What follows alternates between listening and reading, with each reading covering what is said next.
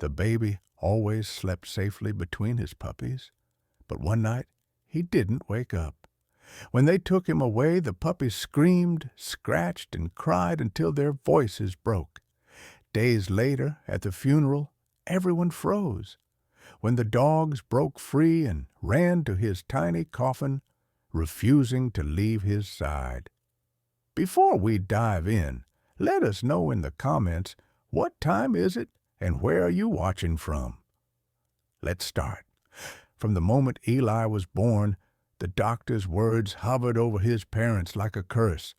His lungs are weak. Don't expect him to be strong. Watch him closely. Every day his mother, Marissa, never let him out of her sight. Every cough, every shallow breath sent panic tearing through her chest. She hovered. She prayed. She lived with the constant fear that her baby's chest might stop rising in the middle of the night. But there was one thing none of the doctors could explain. Eli never slept peacefully in his crib, not with the softest blankets, not with lullabies, not even with Marissa's arms rocking him for hours. He would stir, whimper, wheeze. His little fists would claw at the air like he was reaching for something that wasn't there. Until the puppies came. They were golden, warm, only weeks old themselves, 2 floppy-eared siblings from a neighbor's litter. Marissa had agreed to care for them temporarily, thinking nothing of it. But the first time Eli's tiny body was laid beside them on a blanket, everything changed. He stilled. His restless breathing slowed.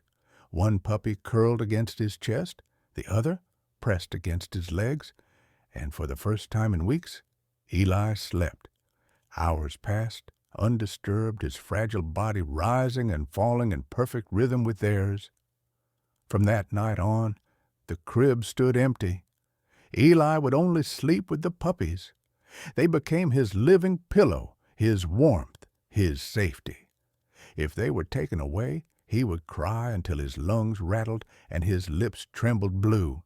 But nestled between them, silence, peace, a baby's rare smile. It became routine. Marissa would lay her son down in the soft bed with the pups, and the 3 of them would collapse into sleep like they were born together. The sight melted her, but in the back of her mind, the warnings still pulsed. Fragile lungs, weak body, short time. Then came the night that shattered everything. It was late. The house was quiet, lit only by the dim hallway light spilling into the nursery. Eli was curled in his little blue onesie, puppies tucked around him like sentries. Their fur rose and fell in time with his breaths. Marissa kissed his forehead, whispered, "Stay with me, my love," and tiptoed out. She checked in every hour. At 2 in the morning, he was still sleeping soundly, lips pressed against one puppy's fur. At 4, the house was silent, but silence wasn't good. Something in her broke. She rushed back to the bed, heart pounding, calling his name. "Eli! Eli!" The puppies stirred, whining as her hand shook him gently, then harder. His head lolled against the fur, no breath, no movement. His lips pale, his body still. Her scream ripped through the house. The puppies panicked. One licked frantically at Eli's cheek, whimpering louder and louder. The other pawed desperately at his blanket, tiny claws snagging the fabric as if tugging him back to life. Marissa collapsed on the floor, sobbing, clutching her baby's body, rocking back and forth while the dogs cried with her. Hours blurred. Paramedics came, but it was too late. The words were clinical, final. "I'm sorry. He's gone." When they tried to take him, the puppies refused to move. They planted themselves on his chest, growling weakly at the strangers in uniforms. They whimpered, barked, licked, pawed, anything to stop what was happening. Their cries filled the house, higher and sharper than anything Marissa had ever heard. The neighbors heard, too. Dogs crying like humans, clawing at the floor, desperate not to let go of the child who had been their brother. Finally, gently, the paramedics wrapped Eli in a blanket. As they lifted him, the puppies leapt, scrambling onto their legs, clawing, howling. One managed to grip the edge of the blanket with its teeth, refusing to let go until it was pulled away. Their tiny bodies shook with the effort, nails scraping the floor as Eli disappeared down the hallway. Marissa followed, sobbing so violently her legs gave out. Her husband caught her, but even he couldn't stop the sound of the puppies, throwing themselves against the door once it closed, their paws scratching, their voices raw. Minutes passed, then an hour. The house, once filled with Eli's soft breaths and the puppies' gentle whimpers, was silent except for the hoarse breaking cries of the two small dogs. They searched the rooms, noses pressed to blankets, scratching at corners, looking for the baby they had lost. But he was gone, and for the first time, the puppies were truly alone. The house stayed quiet after that night. Not the kind of quiet that brings peace, but the heavy kind, the kind that crushes the chest and makes every breath ache. Eli's blanket still lay in the corner of the nursery, faintly smelling of baby powder and milk. The two golden puppies refused to leave it. They didn't bark anymore. They didn't play, didn't eat. They only lay curled around that soft blue fabric as if it were alive. When Marissa tried to pick up the blanket to wash it, they whimpered so pitifully that she stopped halfway, dropping it back down and sinking to her knees. She whispered, "He's not coming back, babies." But they didn't believe her. Their eyes stayed fixed on the doorway, waiting for the tiny feet that would never walk again. Her husband, David, stopped speaking altogether. He spent hours sitting in Eli's room, staring at the toys that still hummed and flashed when touched. Every sound felt like a ghost. The only life in the house came from the quiet panting of the puppies and the soft squeak of their nails as they shifted on the floor, guarding the place where their brother had once slept. 3 days later came the funeral. Marissa could barely stand.